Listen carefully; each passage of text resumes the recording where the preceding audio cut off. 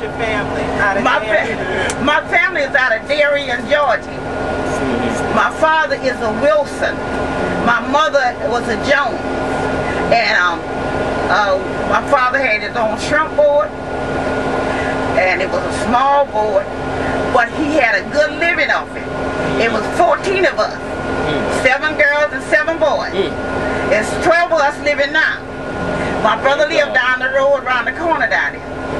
And American Beach was one of the most popular beach there was down in this area. It's the only black beach.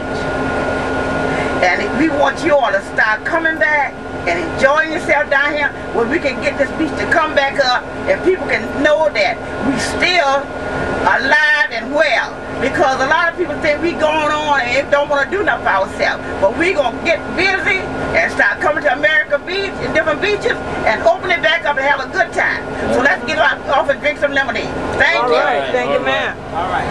Thank you. Sure enough.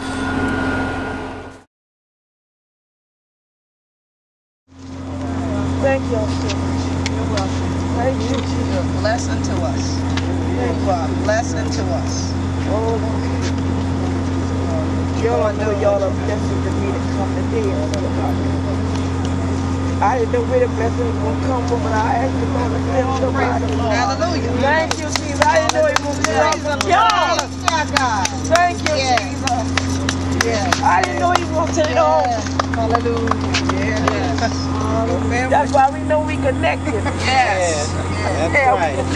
That's right. Anytime we pray together, we connected together. That's right. Thank you, Jesus. Yeah. And every seed here, I ask God to bless it double for them. Thank you. Thank you, Lord. Everybody that need a blessing right now will get a blessing. Yes. In the name of Jesus. In the name of Jesus. New home, new cars, everything. They're gonna pour into your bosom. All right. God gonna pour into your bosom. Y'all didn't come in vain, you know. That's right. No, ma'am, y'all didn't come in vain. Yes, ma'am. God sent y'all. Yes. You're on a mission. Thank you, Stay Lord. on your mission. Thank you. Thank you. And that's why he said, love you one another as I have loved you. Yes. Thank you. Yes. Thank you, Lord. Oh, thank you. Yes, it is. And y'all got me some pictures? Yes, ma'am. Okay. You got some pictures. Okay. I even got your promo shot of me standing next to this sign. You can use them in the advertisement. I ain't gonna even charge you. You just don't charge me when I come take over the house when I'm done. You can have, go ahead and take over. Yes, ma'am. I want to see every one of your faces when y'all come back again. We have our big cookout. Y'all singing that music. We will. Thank you. Yes, ma'am.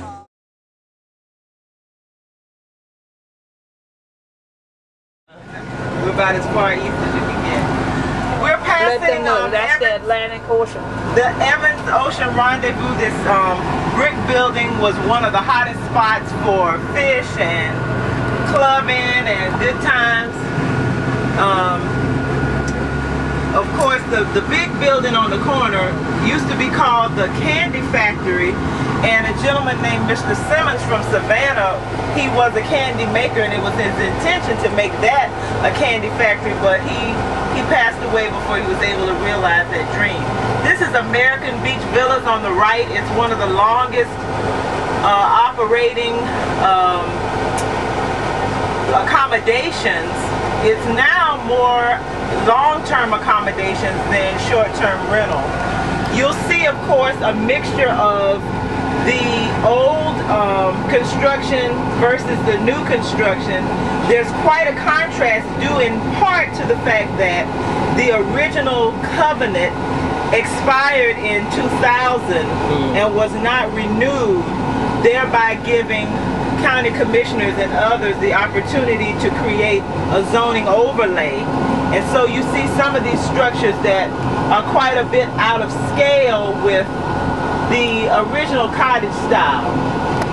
When you come to the next corner, make a right. Everyone look out on the right. That's Nana Sand Dune. Well, actually, on the right, and we're going to come around. Yeah, it's part of the system. And then when we come down Ocean, you'll see, you know, the largest part of that dune which has now been transferred to the National Park Service, largely due to the efforts of Marvin Vetch.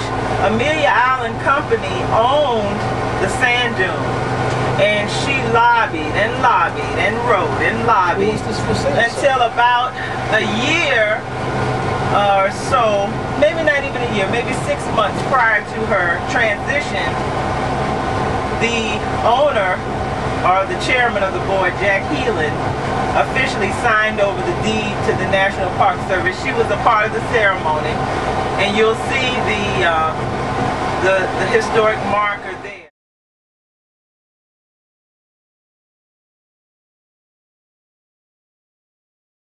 You'll miss it if you blink. We're coming on to an area where the Franklintown Cemetery is. There's a truck there, so now you'll get to see where it is. A gated subdivision is presumed to rest atop some of the remains of residents from Franklintown. Look on your right. The Franklintown community only had deed to a fenced-in portion. They could not find or obtain the deed for the other portion, and so they were restricted by the new owners to only that portion that was fenced in.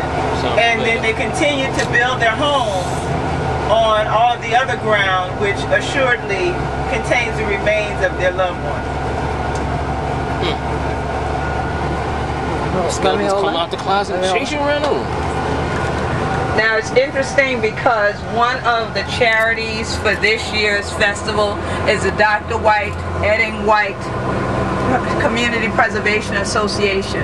And my family and I had to start that organization with other people in the community because we had this same situation on St. Helena Island. This year we just won the court case because this guy sued us because he was desecrating our burial area and had done the same thing. He had put a fence around the inner portion within the graveyard. He put a fence.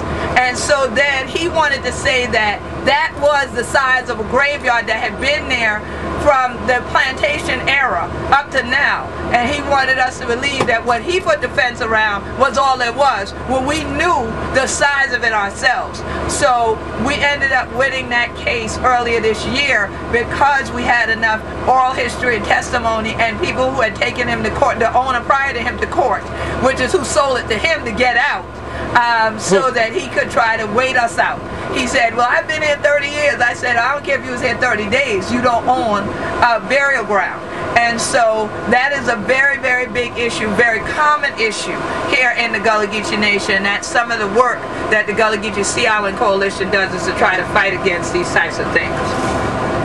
So as you can tell, Sister Geneva had no shortage of thanksgiving for your very warm greeting and acceptance of her. She's humbled by you, and I just feel so happy that I had an opportunity, that Queen and I agreed on the phone that it was something that we should do, to stop by her home, because she is the essence of self-determination. She is what it epitomizes to be the type of person who says, I can do for myself, and she intends to do that. So we're getting ready to cross the Cradie Bridge. I would like for you to enjoy the scenery the rest of the way. You'll see there's an old bridge actually on the right. That bridge, they lobbied that it remain so that people could do exactly what you see them doing now, fishing. Thank you, and enjoy the rest of the afternoon.